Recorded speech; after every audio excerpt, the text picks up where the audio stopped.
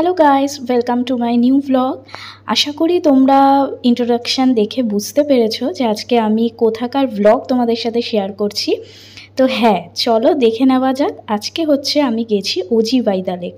তো কলকাতার অনেক ক্যাফে, নামকরা ক্যাফের মধ্যে এটাও কিন্তু এখন খুব নাম করেছে আর সবাই কিন্তু এখানে খুব যাচ্ছে। তো আমারও খুব ইচ্ছা ছিল অনেক দিন ধরে যাওয়ার, তো এখানে চলে গেলাম। এন্ট্রান্স দিয়ে ঢুকে আমরা বাইরে বসেছিলাম। তো বাইরে এই জায়গাটা তোমরা দেখতেই পাচ্ছ, এটা ভীষণ ফেমাস, সবাই এখানে ফটোশ্যুট করে। তো ওখানে অনেকেই করছিল ফটোশ্যুট, তারপর আমি না আর একদম লোভ সামলাতে পারলাম না, আমি খাবারটা জাস্ট অর্ডার দিয়ে ওখানে চলে গেলাম। আর দেখো এত সুন্দর হাওয়া দিচ্ছে না, তোমরা বুঝতেই পারছো যে আমার চুলটা কতটা উড়ছিল হাওয়াতে। আর চারিপাশটা দেখো ভীষণ সুন্দর লাগছিল, ভীষণ সুন্দর, মানে বলে বোঝাতে পারবো না, এতটাই ভালো লাগছিল। আর ওয়েদারটাও কিন্তু জাস্ট ফাটাফাটি ছিল সেদিনকে।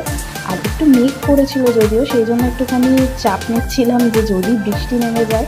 তো ওরা প্রথমেই বলেছিল যে বৃষ্টি নামলে কিন্তু ভিতরে আর জায়গা পাওয়া যাবে না, কারণ ভিতরে অলরেডি সব টেবিলই মোটামুটি বুকড ছিল। আর এটা কিন্তু সায়েন্স সিটির একদম পাশে, তোমরা দেখতেই পাচ্ছ এখান থেকে সায়েন্স সিটিটা কিন্তু দেখাই যাচ্ছে। তারপরে আমরা একটা মকটেল অর্ডার করেছিলাম আর চিকেনের একটা আইটেম ছিল, যাই হোক কোনোটারই আমার কিন্তু নাম মনে নেই। তো খাবার তো ভীষণই ভালো ছিল, খাবার নিয়ে কিছু আর বলার নেই। আর জায়গাটা সত্যিই দারুণ ছিল।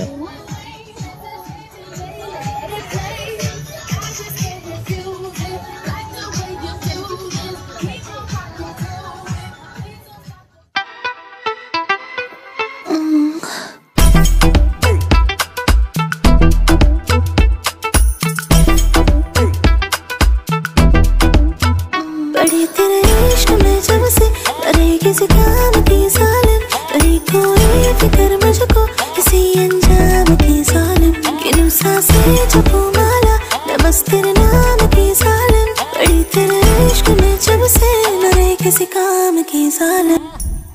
তারপরে আমরা ওখান থেকে বেরিয়ে গেলাম।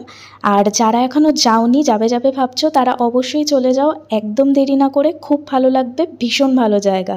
তো ব্লগটা ভালো লাগলে সবাই একটা লাইক করে দিও আর জানিও কেমন লাগলো। টাটা।